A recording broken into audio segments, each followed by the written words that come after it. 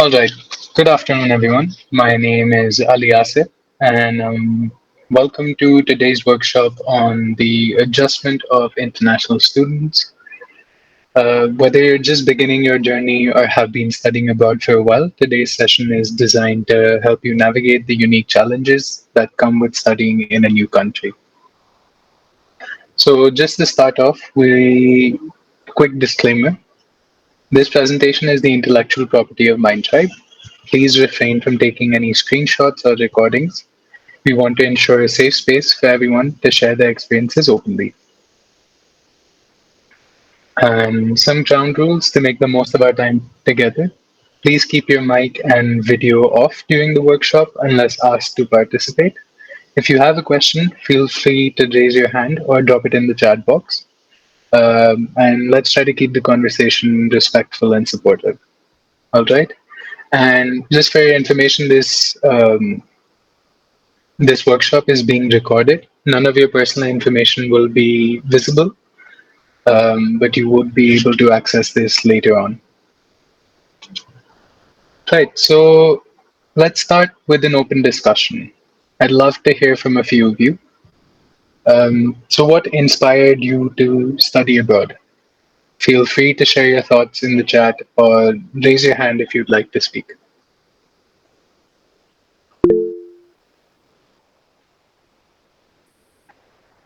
Yes, DA. Hello.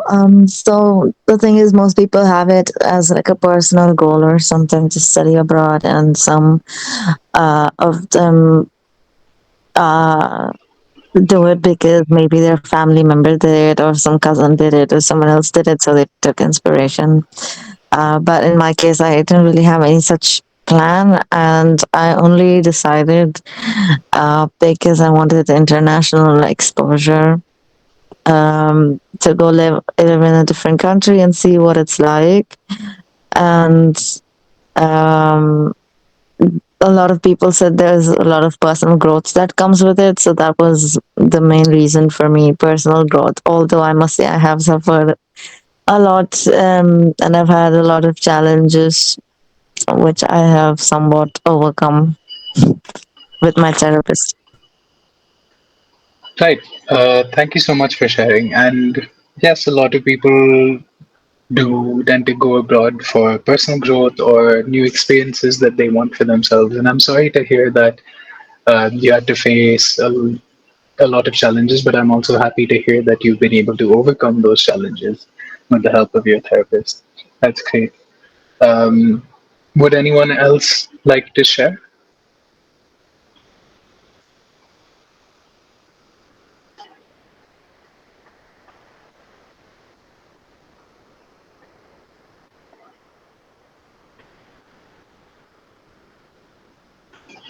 Nobody? That's okay. So yeah,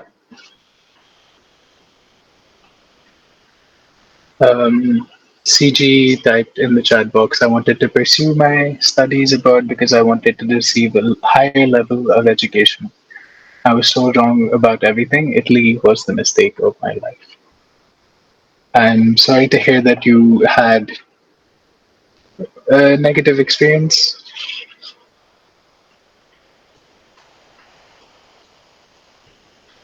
but we'll try and maybe provide you with some tips that could make that experience a little bit better. Right. So moving on, another question for all of you. I'd like to hear about from you. What do you think are some of the biggest challenges that international students face when studying abroad? Take a moment to think about it if you need, and feel free to share your thoughts.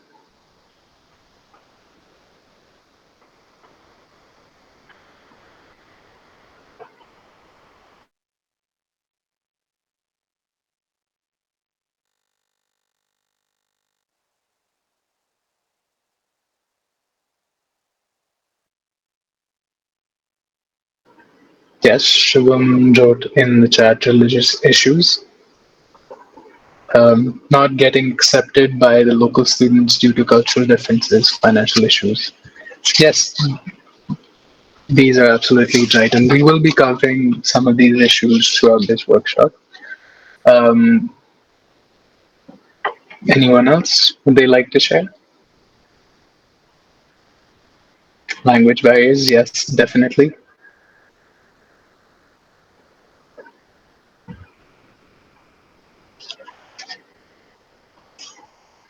Right, thank you for sharing.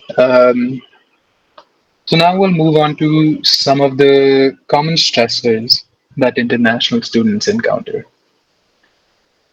So, as we know, international students often deal with a lot of stressors while studying abroad. These include managing finances, struggle with healthcare access, and navigating visa and immigration issues.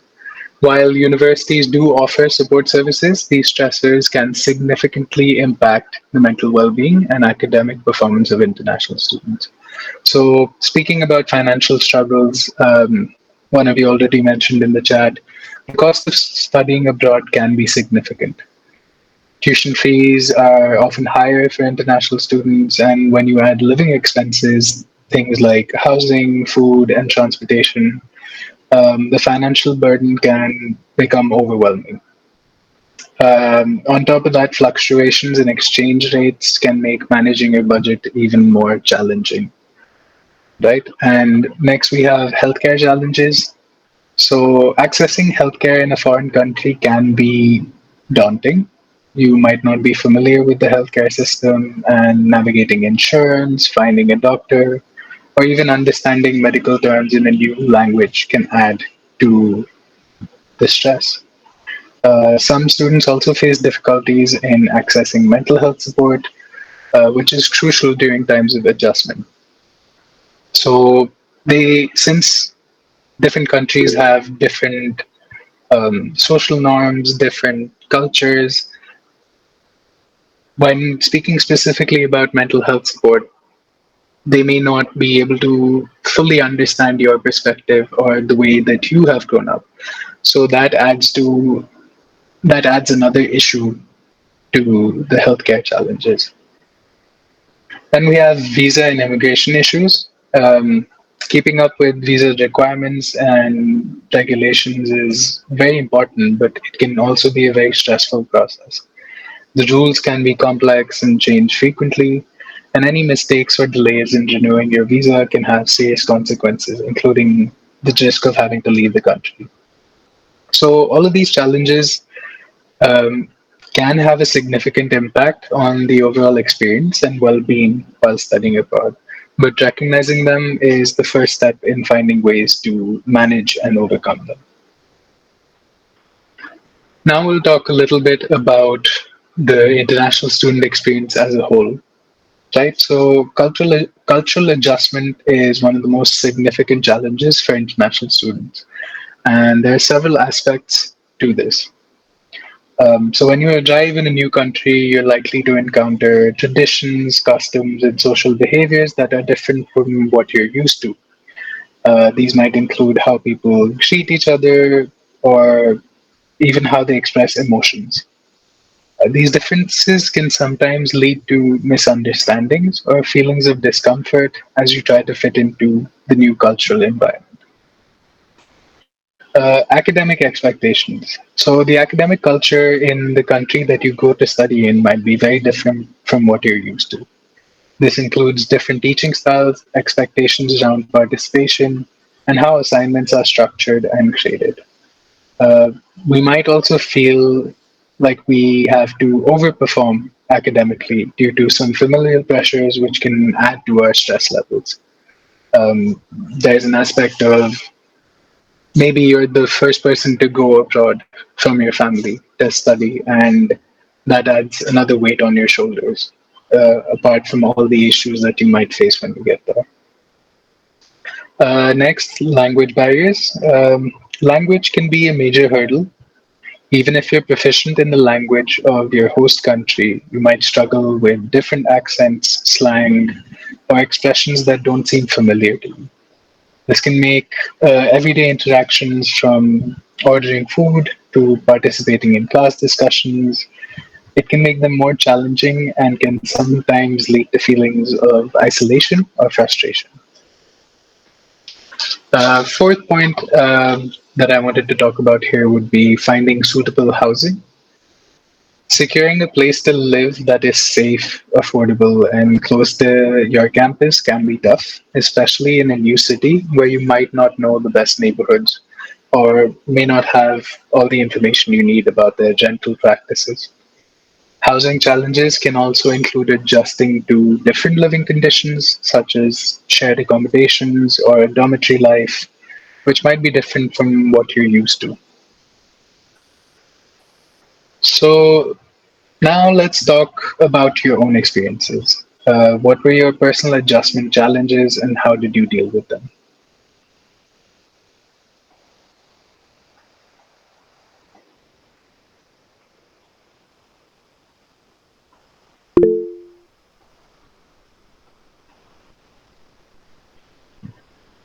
Yes, DA, go on. So the thing is, I moved to Europe in November, just before the winter and all started, and it was very difficult. Not the temperature or anything, because of course we have heating and things. But the thing that was most difficult for me was the sunlight. Only 4 hours of sunlight used to be there, 10 a.m. to 2 p.m. That's Right, all. And it was very difficult for me to wake up in the morning. That was the biggest challenge for me. First of all, I'm not a morning person. Even in India itself, it's difficult to wake up.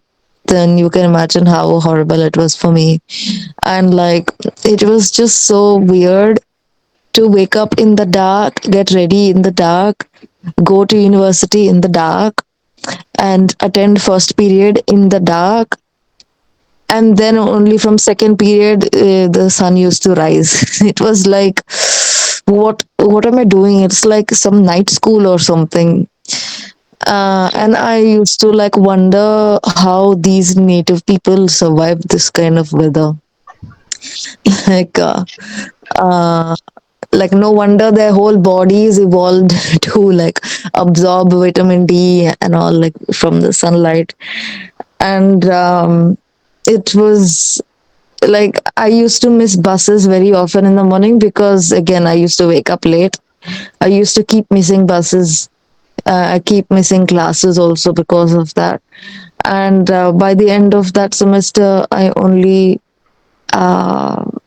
was only able to write three out of the five exams. Two exams I skipped because I was not able to study for them, because I had not yet adjusted. It took so much time to get adjusted. I right, realized, why am I keep missing buses? I mean, of course, I have my phone to check my time, but then I realized, if I have a clock which is displaying the time like all the time, then at least I'll be able to keep an eye on the clock. Phone, like only when you remember that, okay, oh, I need to check the time now, then you check the time. But clock, you just have one glance and you realize, oh, it's I have only this much time left. So that was one big thing I realized, and I got a clock, and I overcame that challenge. I wasn't late anymore. I was able to catch the bus and all. Then few other adjustments which I made were, um, that I started setting my alarms 3 hours in advance instead of 1 hour, and so 2 hours for waking up and 1 hour for getting ready. So right. I uh, can, yeah, so it was like, it's really strange, but, and I'm not a coffee person either, and I didn't even have any coffee machine. Even to get up and make coffee, also, at least your mind should be able to wake up. And like many times I used to just stay in bed, like open my eyes, stare at the ceiling in half sleep, and just stay in bed, not even able to move. That was how horrible it was for me in winter. And moreover, the loneliness also set in by the time. right, uh, Christmas I spent alone, New Year I spent alone, birthday also, it is in first week of January. like I was so lonely, and it was so bad because all my other Indian friends, like all seniors and everyone, they all went home for the winter. It seems that they do that every year to escape the winter, but I had just come in November, so it made no sense to go back to India for winter vacation. So like the whole dorm was also empty during December time. I spent Christmas alone, New Year alone. I'm sure many people in this call can relate to this loneliness. Uh, that is a big thing that comes for us students abroad, and it was difficult for me. Right. I completely understand that. It's moving from a place like India where you have sunlight and it's so hot most of the time to going to, say, like you mentioned, Europe, and they have really long winters. So you only get sunlight from, say, 9 or 10, and then it's dark at 2 or 3 p.m. Um, I understand that's very difficult. That does lead to some seasonal depression in international students. Being an international student myself, that was something that was quite difficult to overcome in at that time. And like you mentioned about the winter vacations, people sometimes tend to go back, and you may not always have the opportunity to do that. And having to spend festivals and different events by yourself, I can imagine that's a difficult thing to come to terms with and to go ahead with, right? I will be speaking about isolation and the FOMO that is involved in events like this and festivals like this in the later slides. Thank you for sharing, though. And it's also very important to remember that everyone would have a different adjustment process, and that's absolutely fine. And it's okay to ask for help in this kind of situation, right?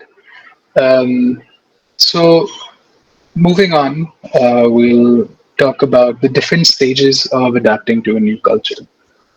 As we know, adjusting is a process and it often happens in stages. And understanding these stages can help you recognize what you're experiencing, and give you some comfort in knowing what you're going through is normal.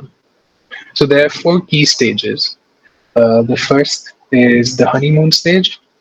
So when you first arrive into your new country, everything might feel exciting and new. You get to explore different places, meet new people, and you get to enjoy the novelty of your surroundings. This is often called the honeymoon stage, as we tend to see things through rose tinted glasses at this time.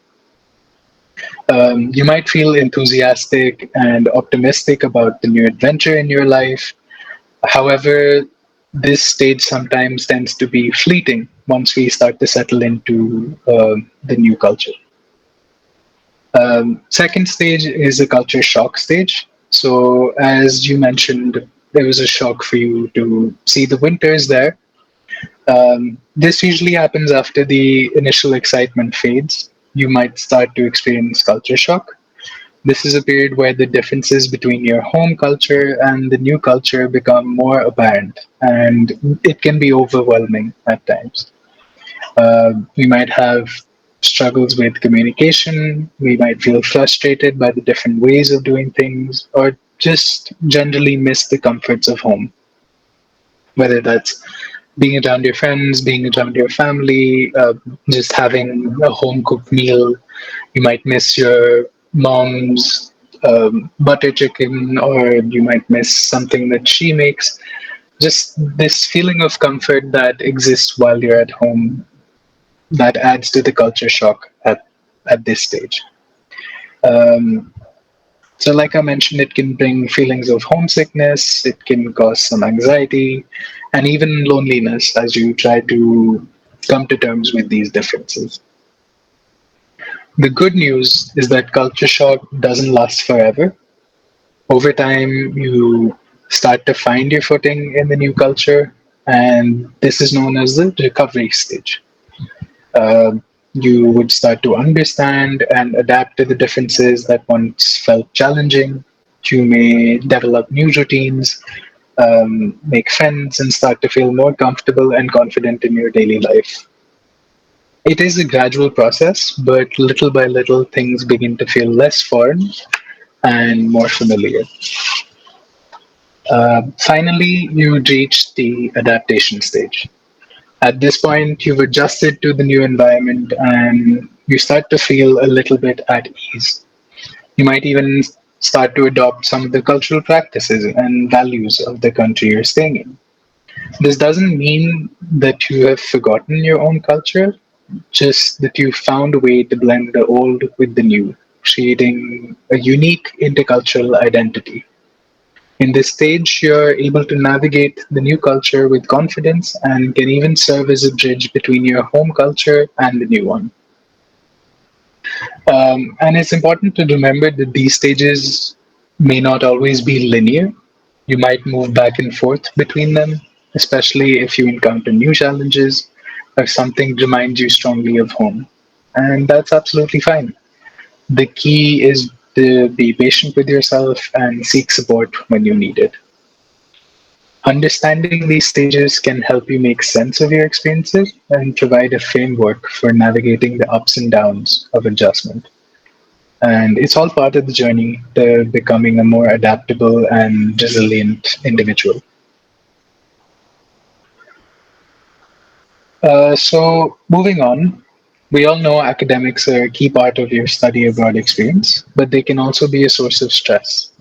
So, if we can discuss, what has been your biggest roadblock for academic success?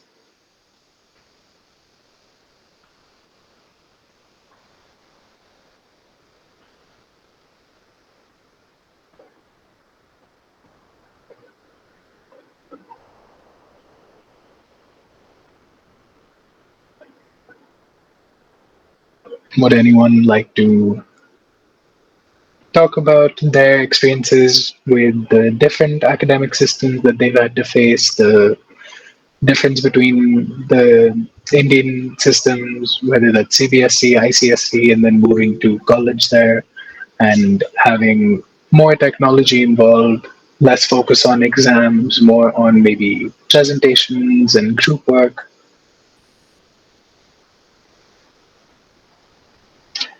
Ananya has said, for me, it was not able to keep up with the schedule due to time zone differences in my sleep cycle.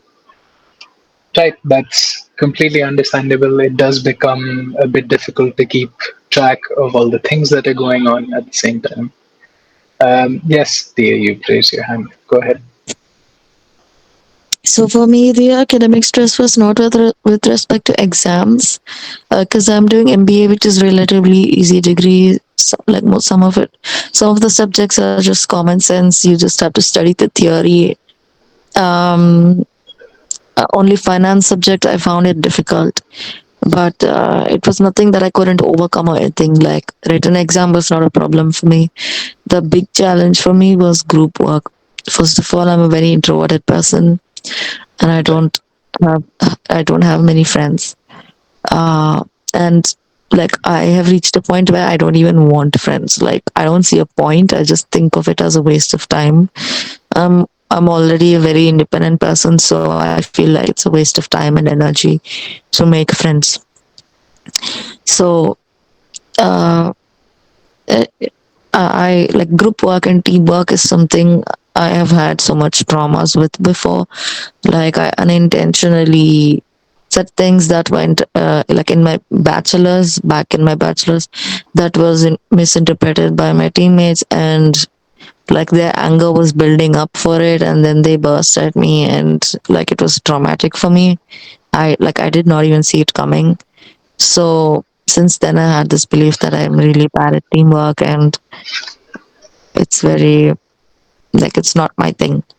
Then coming to this MBA, like almost every subject here has teamwork, group project, presentation. So much Right. is teamwork, and that is something really stresses me out. And And since I don't even have those many friends, it's difficult to even make teams. Like everybody knows that yeah, like she answers in class, she knows stuff, but they don't want to be in team with me. Right. And it's very difficult every time when they say this is a group work, I just do face palm like, oh god, what do I do now? It's like that. And even, and like, and then there are some people who are just slackers. They just want me to do all the work. They are the ones that come behind me, like one or two people. They want to come and make team with me because they know I'll be doing all of the work. And um uh, yeah, it's these were the challenges. Somehow I overcame again with my therapist. Like I discussed some things about it. And there was this one particular group project where this guy was just being so aggressive to me. And I dropped the whole course because I wanted peace of mind. I dropped the whole course, and I thought it's okay. I'm not losing anything. I will just redo the same course next semester. I'm not uh, losing any marks or anything. Like it literally has no effect. So for my peace of mind, I'm going to drop this whole course so that I can stop doing project with them, and I will do the project with my juniors in the next semester. Because I did this, I don't know, maybe that guy thought I will spread rumors about him or something. So he went ahead and spread rumors about me to the whole class. He told everybody that I have dropped the course. Everybody next day was coming one by one and asking me, striking up a conversation, and then asking me, why did you drop the course? It's such an easy course. And I like a fool, instead of telling them that he was being aggressive, that's why I dropped it. I didn't want it to look like I'm having fights already in the starting of the semester with whoever it may concern. I didn't want them to think that, oh, this girl is having fights all in starting of semester. So I just said no. Like I don't know, I just gave them some excuse, I don't remember what. And yeah, so it was challenging, and then people started making their own conclusions that, oh, she's probably stupid, that's why she dropped the course. Easy subject she has dropped, you know. They didn't know the real reason. Like dealing with social situations, this is a big challenge for me. Right. Um, I can imagine it was quite difficult. And like you mentioned, it started with this the teamwork stuff, the group work things that, as you mentioned, you are an introverted person and you do struggle a little bit with the group work aspect. And I'm so sorry that you had to go through these experiences. And if you would like, we could discuss these in an individual session and go more into detail about what happened and how you could come to terms with that situation and deal with that in a better way. Thank you for sharing your experience, though. Would anyone else like to share, or should we move forward?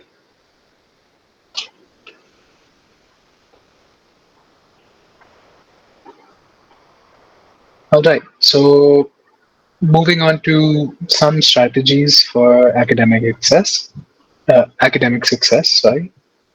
Um, Academic success is crucial for making the most of your experience abroad, but it can be challenging when you're adapting to the new educational system. Um, here are some strategies that could potentially help you excel. So, do your research. By this, I mean before classes even begin, take some time to familiarize yourself with the culture of your host country. Look into how classes are typically conducted, what the expectations are for participation, how their grading system works. Uh, it might be completely different to the academic systems that we're used to over here. In, let's say, CBSE, we have weekly tests, and then we have half yearlies, and then at the end of the year, we have the final test. In other education systems, they might not work this way. So having that information beforehand gives you a better way to prepare for your academic journey. Secondly, time management. Managing your time effectively is very key to balancing your studies with other aspects of life abroad. And I'll talk a little bit more about time management in the next slide. Study groups. Joining or forming a study group can be incredibly beneficial. They can provide a platform for sharing knowledge, clarifying difficult concepts, and preparing for your assignments and your exams together. It can also offer a sense of community and support, which can be particularly valuable when you're far from home. Um, Next, we have the academic support services. These are services provided by the university, and it might include things like tutoring centers, writing centers, academic advisors, and they are there to help you succeed, whether you need assistance with a particular subject, feedback on a paper, or advice on how to manage your coursework. So it could be that you have a specific advisor that is assigned to you. You can ask them for help in terms of if they can provide you with more information about a particular subject, if they can get you in touch with a senior student who can give you a better idea of what the course is going to be like, or just plain simply, if you just need help with some assignments or some understanding of some topics, they're there to help out. Now, as we discussed, effective time management is crucial for academic success, especially when you're balancing the demands of studying in a new environment.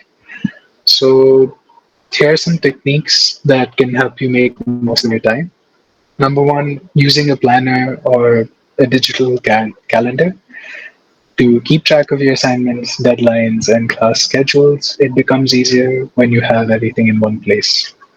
A physical planner can be helpful if you like writing things down, but there are digital tools like Google Calendar or apps like Notion that can offer the flexibility to set reminders and color code tasks and sync across your devices. Updating this kind of planner helps ensure that you don't miss important deadlines, and it allows you to plan for the busy periods in the semester. Number two, prioritizing tasks. So, not all tasks are equally urgent or important. One way to manage the workload is by using something known as the Eisenhower matrix.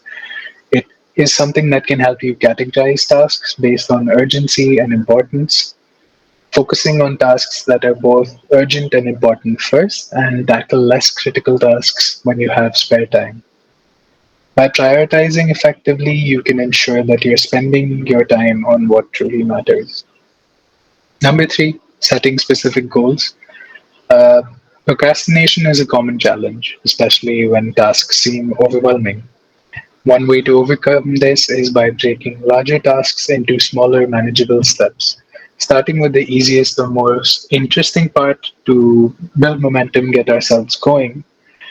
And another approach to setting specific goals would be to just set a timer for 10 minutes and commit to working on the task for that time. As we know, often getting started is the hardest part, but once you get into it, it becomes easier to keep going. Number four, we have time blocking. Time blocking is a technique where you schedule specific blocks of time for different activities. For example, you might block off 9 a.m. to 11 a.m. for studying, 11:30 to 12:30 for exercise, and 1 to 3 p.m. for completing assignments. This method helps you stay focused on one task at a time, reducing the temptation to multitask, which can decrease our productivity at times. It also ensures that we allocate enough time for our own priorities. if that's breaks or leisure activities, self care, things that we want to do aside from our academics.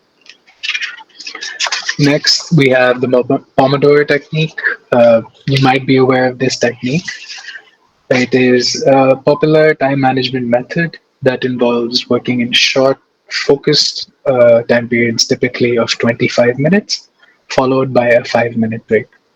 After completing 4 cycles, you take a longer break of 15 to 30 minutes, and this helps you maintain higher levels of concentration while preventing burnout. So, when we get to stressier times in the year, say it's exam season or it's assignment season, these breaks are essential for allowing our brain to rest and recharge and avoiding burnout so that we don't get to a point where we just can't do our work anymore. Number six, be flexible. Um, while it is important to have a plan, it's equally important to remain flexible. There could be unexpected events like illness or sudden assignments that can disrupt the schedule that you have created for yourself. Um, how you can combat that is by building in some buffer time each week to accommodate these surprises. And if things don't go exactly as planned, it's not the end of the world. You don't have to be too hard on yourself if something unexpected happens and you can't do things exactly the way you wanted it.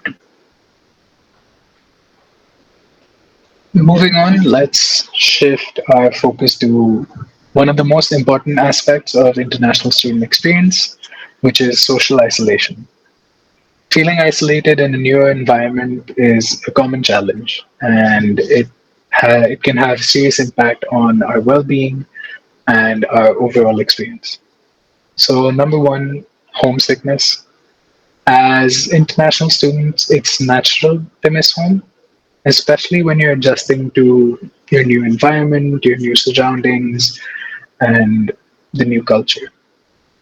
You might find yourself longing for familiar places, people, and certain routines that you had for yourself back home. Homesickness can make you feel disconnected from your new surroundings, and it can impact your ability to engage with the new people that you're meeting. For example, you might remember the comfort of your family's home food or the ease of your local hangouts. So, going to meet your friends, you know where they live, you have certain spots that you like to visit. Being away from these kinds of comforts can make you feel isolated and distant from the new experiences that you're trying to embrace. Number two, social anxiety. Um, as some of you mentioned that you feel like you are introverts, social anxiety can become a challenge when you're trying to meet new people and adapting to different social culture. It can make you worry about how others perceive you or whether you'll make a good impression. And over time, this can potentially lead to us avoiding social interactions, which just compounds the feeling of isolation. So, for example, you might feel nervous about joining a study group or attending a social event because of the fear of making mistakes or not fitting in, which in turn can further isolate you from potential friends and support networks that you might need to establish there. As I mentioned before, FOMO or fear of missing out. So, seeing friends or family back home celebrating festivals like Diwali or Durga Puja or any festival of that sort, it can feel like we're missing out while everyone we know is out there celebrating and we can't take part in it. It can create a sense of dissatisfaction. Um, it can amplify these feelings of isolation that we might feel, and it can lead to us feeling like our current experiences aren't as rewarding compared to what our friends or our family are doing back home. Fourth, we have discrimination and prejudice. Uh, Facing discrimination based on your nationality, accent, or cultural differences can be very disheartening.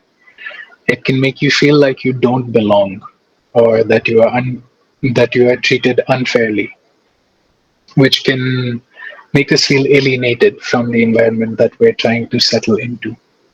For example, if you're ever singled out because of your accent or your cultural background or your religion, um, it can make us hesitant to engage with people around us, and it can just lead to us withdrawing from those social situations.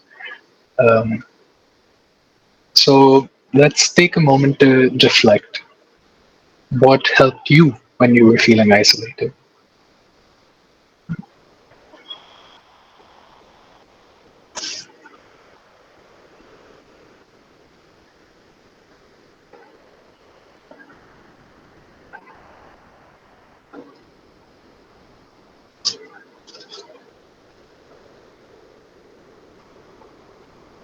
Ananya said, reconnecting with my family and friends whenever I got time. That's a great way to curb these feelings of isolation. It's something that brings us warmth in this situation when we're feeling separated from our comforts, from our um, safe spaces, so to speak. Um, she also says, cooking my favorite meal. That is very true. It can give you that little push towards motivation. It can help us just better our mood. Finding comfort in your hobbies as well. That's a great strategy to curb these feelings. Thank you so much for sharing. Right. So, as Anya mentioned, reconnecting with family and friends. So, having these connections and building upon them is key to feeling at home in a new environment. Right. So, some strategies for coping with isolation, particularly in this new environment, can be connecting with other international students. This is one of the best ways to feel at home uh, and to build a relationship with your peers, whether it's joining student organizations, clubs. It can help you connect with others who share your interest. So your hobby might be football, it could be singing, it could be dancing. They have groups for these societies that they call them, and you can get involved, go to events, meet people who are like minded, and they organize activities that can provide you opportunities to make friends and just get involved and not just be by yourself. Right, and additionally, forming these connections with fellow international students can be particularly valuable because they're likely experiencing many of the same challenges as you. They're also in a new environment, they're also in unfamiliar territory. So it forms this sense of camaraderie and mutual support between um, between the group of people. Number two, utilizing university resources. So universities typically offer a range of resources to support student well-being. These include counseling services, mental health support, and wellness programs. If we're feeling overwhelmed, anxious, or lonely, reaching out to a counselor or mental health professional can provide you with the support and strategies you need to cope. Number three, exploring the local community. So, when we are in a new environment, we might feel a little hesitant to go out and explore. We might just stick to the people we know in our classes. But engaging with the local community can be very enriching and fulfilling. It can help us feel more integrated into the new culture. This can be done by volunteering, participating in community events, or just joining local interest groups. They these activities not only provide opportunities to meet locals and learn more about the culture, but they also allow you to contribute positively to the community you're part of. Number four, finding a mentor.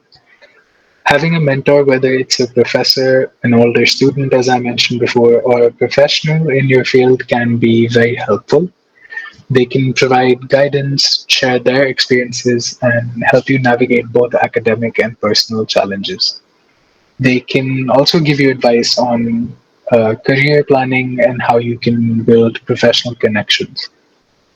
Uh, Mentorship relationships often develop naturally, so don't be afraid to reach out to someone through your university's mentorship programs. Yes, DA. I wanted to ask how to find a mentor. Uh, like we have a student buddy, but he's just another senior who just tells us how to access the portal and all to check our grades, for example.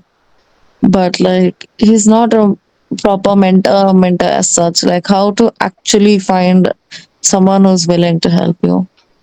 Right. So, in most universities, they have these things called student unions, or they have student support services, right? So, they offer mentorship programs.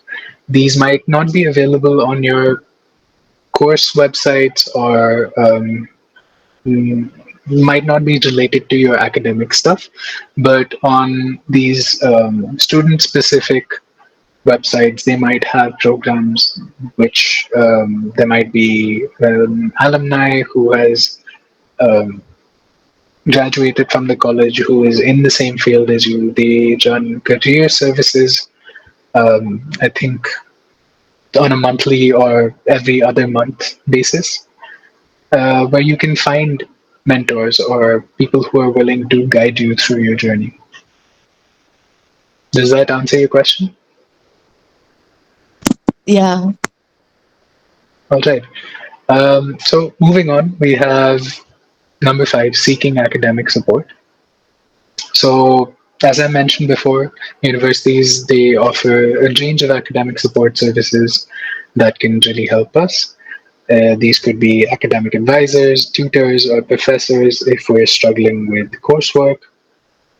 Most universities also have writing centers and workshops on study skills that can help you improve your academic performance. Um, and last and probably the most important, maintaining connections to home. While it is very important to build a new network in your host country, maintaining these connections with friends and family back home is equally as important.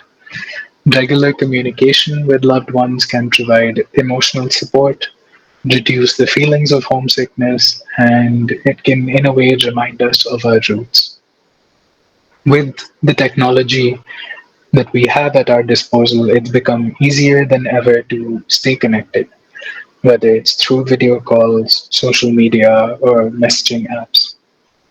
I understand that time differences can get in the way of having these video calls or staying in touch with them, but these regular catch ups can really make a difference in helping you feel more connected with,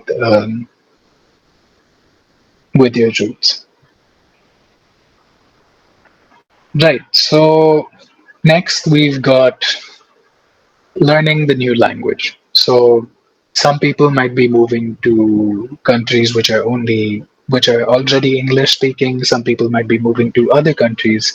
I think someone mentioned that they moved to Italy. So they might have had to learn the new language. So moving to a new culture with a different language can be daunting. Here are some tips that can help you get started on this journey. Number one, surround yourself with new language. Fully immerse yourself, whether that's watching movies, listening to music in the new language.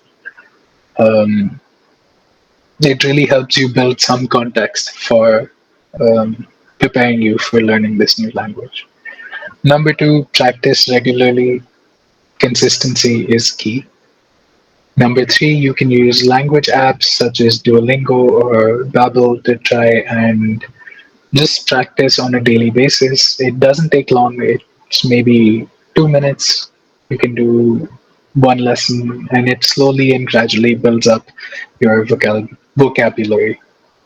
Number four, there are language classes that many universities offer that are specifically designed for international students. Five, you can strike up conversations during errands. Say you're going to buy your groceries or you need something for your house. You can try and communicate with the locals and just test out your knowledge about the language. Number six, learning the vocabulary in context. This is about studying how words are used in sentences, conversations, and real life situations. It can help you understand the meaning and the usage rather than just memorizing the words. Number seven, finding a language partner. So there's an app called the Tandem app, which can help you practice your language skills in conversations with other people who are also learning the language at the same time. It can help you better your understanding and the usage of the language. Now, I do understand it's not always easy to stay consistent with learning a new language, but one of the most important aspects of learning a new language is embracing your mistakes. It's completely natural to make errors, and they are a valuable part of the learning process. Mistakes provide opportunities for growth, and they can help you refine your skills. Number two, practicing all different kinds of language skills. Um, the different kinds of language skills could be listening, speaking, reading, and writing. Each of these skills complements the others, and it can improve your overall language fluency. Number three, being patient with yourself. Learning a new language is a gradual process, and it's essential to be patient with yourself. Progress might seem slow at times, and you might face challenges along the way, but it's important to remember that learning takes time and it's a gradual process. Um, Finally, enjoying the journey. Embrace the new experiences, cultural insights, and connections that come with learning a new language. The process of discovering a new way to communicate and connect with others can be incredibly rewarding. So, as I mentioned, if you strike up a conversation to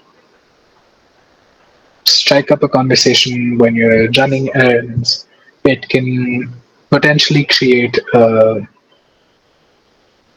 fulfilling connection there. You can learn a lot about the place you're living in. You can learn a lot about the culture, the way that they are used to doing things, right? And next, we have the financial challenges. We touched on this in the beginning, but as it is a major concern for many international students, there are various types of financial challenges that they can encounter depending on the country and the institution that they might be studying in. Some of the most common ones include high tuition fees, living expenses such as accommodation, food, transport, currency exchange rates, um, work restrictions. You might have limited hours which are allowed to work due to certain restrictions imposed by the kind of visa that you have been given. Healthcare costs, we also touched on this in the beginning. Initial settling costs, so this could be just things like buying furniture, the utensils that you might need for the year, and lastly, banking and transaction fees. So these are fees that are imposed by banks on international money transfers. And moving on, we'll talk a little bit about some strategies that could help us deal with these financial challenges in a better way. So, number one, budgeting, whether that's income or whether that's your outgoing. So, creating a budget is essential for managing your finances effectively. It can help you track your income and expenses, ensuring that you live within your budget. Um, you can record all your expenses to understand where your money is going. You can use apps or spreadsheets to help you keep track of those. And you could set spending limits for yourself. This could be for different categories, such as groceries, transportation, and entertainment to avoid overspending. Number two, part time work. Many international students are eligible to work part time during their studies. This can be a valuable source of income and help manage living expenses. I'll speak a little bit more about the part time work opportunities that are available to international students a little later. Number three, having an emergency fund. Um, it can provide a cushion in case of unexpected expenses or emergencies. You can try to set aside a small amount each month into an emergency fund, um, just so you don't find yourself in a situation where you're not able to fend for yourself. About that, cooking food at home, it may not be easy for everyone. Preparing meals at home rather than eating out can significantly cut down on food expenses. And student discounts. Most places would have student discounts and deals that are available, and this could be up 20%, 25%, depending on where you are. Finally, financial aid and scholarships. There are many options available for international students, which include scholarships, grants, and emergency funds. So there might be scholarships specifically for international students, or those are institutions, or there might be by external organizations. In different countries, there are organizations set up by Indians for international Indian students that provide these scholarships or these grants based on your needs or your merits.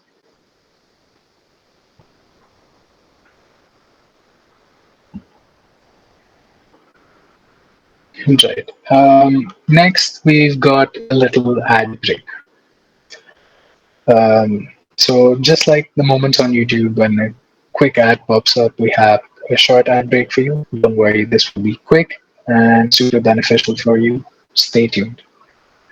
So, what is one-on-one counseling?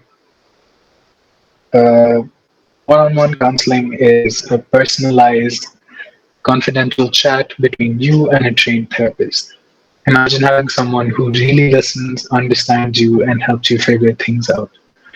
The benefits: personal growth, solving problems, setting goals, and boosting your mental well being. It's like having a personal coach for your mind. Counseling misconceptions. Um, Now, there is a big myth surrounding counseling that it is only for those who are unwell. Well, that's not true. Counseling is for anyone wanting to be their best self, wanting better relationships, more fulfilling friendships, um, academic success, or career advancement. Counseling can help with all of that. It's about making the best version of you. Why choose MindTribe counseling? So, firstly, our counselors are super talented, plus, we're super affordable, with sessions ranging from just 500 to 5,000. And guess what? Your first session is absolutely free. Once you're comfortable, you can choose from our affordable packages. Um, if you have any urgent questions, surrounding this ad break. Now's your chance to ask. We're here to help. Any questions? You can go ahead and ask.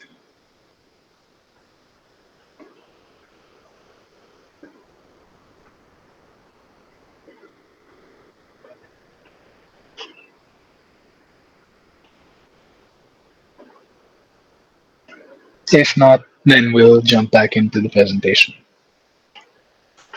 Now we've got a couple of case studies. So in this case study, Priya, who's a 24-year-old from Mumbai, moved to California for a master's in data science. It was a transition for her, which was both exciting and challenging. Priya found American social norms and casual interactions unfamiliar, leading to initial feelings of isolation. She struggled with the new academic environment, such as class participation and critical thinking, unfamiliarity with the grading system, and the expectations for assignments, which were different from her experience in India. She missed her family, friends, and the comfort of home cooked Indian food. Now, how do you feel that these issues might have impacted Priya's mental health?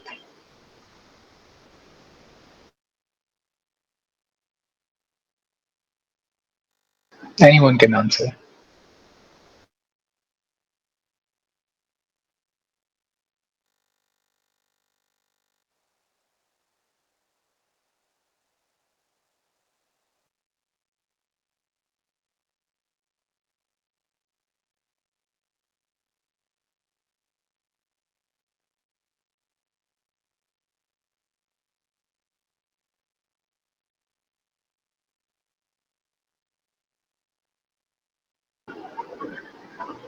Nobody? It could be anything. You could mention, um, if we look at this situation, it clearly states that she was initially feeling isolated. The new academic environment was catching up to her, which led to her having some difficulties in adjusting. She missed her family and friends, and so she was feeling homesick, wanted the comforts that she used to have while she was back home. Within the academic situation, we can see that she might be feeling a little bit of low confidence, low self esteem, um, and it's leading to an impact on her results, it's leading to an impact in her daily life, right? So then we have another case study. So Anjali, an 18-year-old from Delhi, moved to Toronto to pursue her undergraduate degree in design. It was her first time living away from home. She struggled with the changes in lifestyle, the diversity and independence of her peers were new experiences for her, leading to feelings of uncertainty. She felt overwhelmed with the new education system's use of technology, group work, and presentations, and it was a shift from the more exam focused system that she was used to. Living alone for the first time, she found it difficult to manage her daily responsibilities such as cooking, budgeting, and navigating public transportation. So, could anyone tell me what techniques they think would help Anjali in this situation?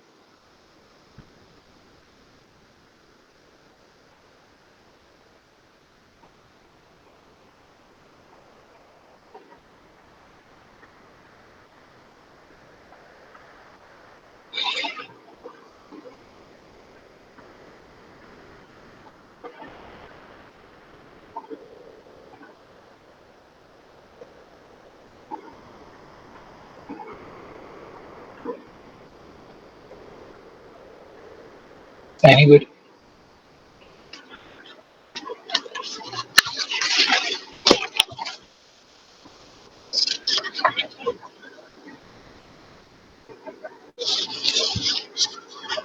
All right. So, in this situation, Anjali could take advantage of tutoring services. um, to try and better adjust to the academic environment. They can help her be more comfortable with the academic expectations and the ways that classes are conducted. She could use online resources to learn life skills such as cooking simple meals, managing her finances, navigating the city. She could join cultural clubs and attend events that celebrate the diversity on campus, in turn, meeting people who are like minded, establishing connections that could lead to an overall more comfortable experience for her. Right. So now moving on to different kinds of part-time working opportunities that might be available. Um, I'd like to ask, what would your ideal part-time job be?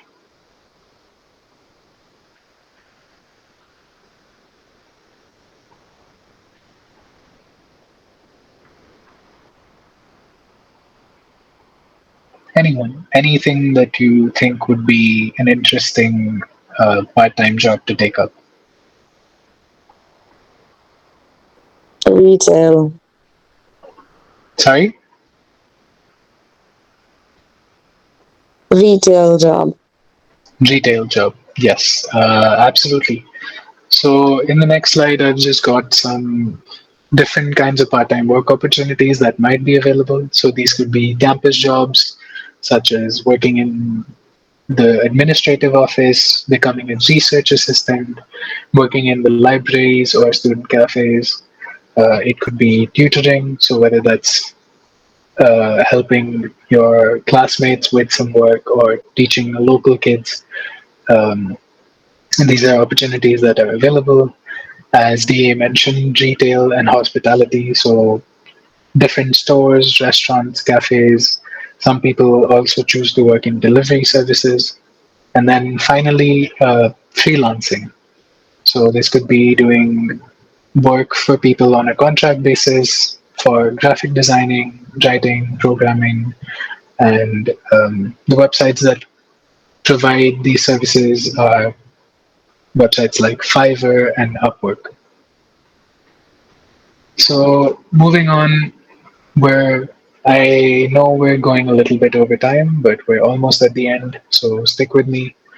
Just an example of some resources and support services that universities provide. Firstly, orientation programs. So these involve introduction to your campus life, the cultural norms, and the resources that are available on campus. Number two, you have international student advising. So advisors are offices that can provide you with the information that is related to your visas, to immigration regulations and work permits. Number three, academic support services, so tutoring centers, writing centers, study skills workshops, and academic counseling.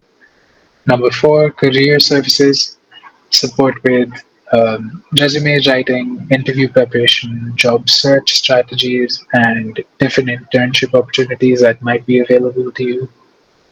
Then we have cultural adjustment support. These could be in the forms of workshops, seminars, or counseling services that are focused on cultural adjustment and helping you deal with homesickness. Number six, housing assistance, guidance and resources for finding accommodation both on and off campus. Seven, health and well-being services. So these could be things to help you manage the new healthcare context, or if you require counseling services, these could help as well. Number eight, social and cultural activities. So there would be organized social events, cultural celebrations like Indian societies hosting Diwali or Holi or Durga Puja events. Um, Number nine, technology and library services. Number 10, community outreach. Opportunities for international students to participate in community service projects, volunteer work. And finally, emergency assistance. So these would be 24/7 support services for emergencies, including any safety concerns or medical emergencies. I have a link for you that can be helpful for anyone who is looking for any sort of support or resources for their particular university. Once you go onto this link, you can search your university's name and see what kind of support services they provide. And that brings us to the end of the presentation. Does anyone have any questions, anything they'd like to speak about?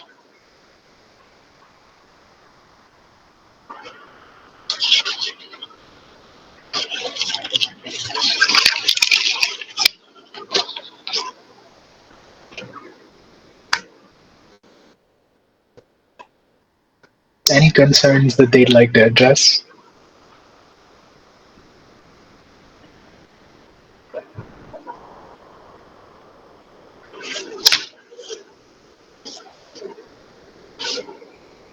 No? Nobody? Okay. Um, so finally, before we end, I'd like to tell you about MindTribe's counseling offerings. Our motto encapsulates our mission: empowering minds, transforming lives. We provide counseling services at a competitive rates of rupees 600 per 45-minute session.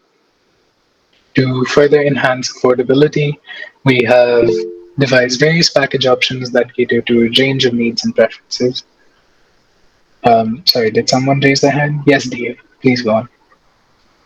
So the thing is, we are students, right? So is there any different pricing for us because we are international students?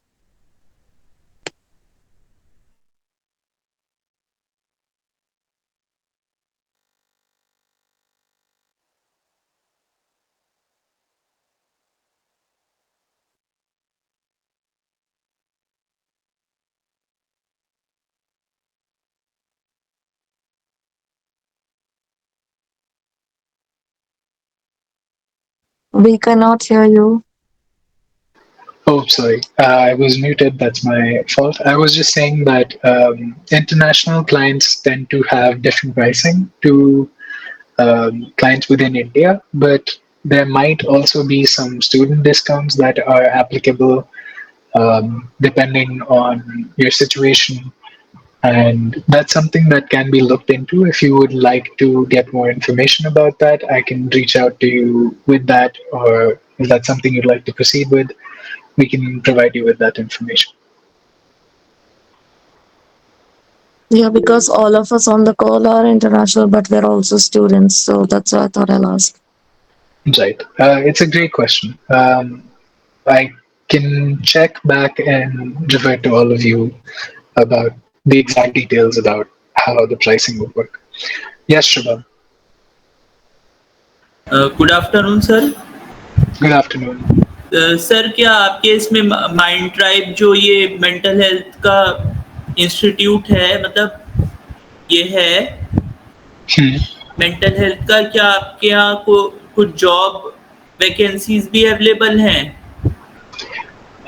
Shubham, job vacancies के लिए आपको website पे जाके देखना पड़ेगा। I am not sure कि vacancies हैं कि नहीं, बट यूजुअली अगर होती हैं तो वो माइंड ट्राइब की वेबसाइट पे आपको मिल जाएंगी। उसी पे ही जाके देखना पड़ेगा? अच्छा, हाँ, उसी पे जाके देखना पड़ेगा। Okay, thank you. No problem. Any other questions? Anybody?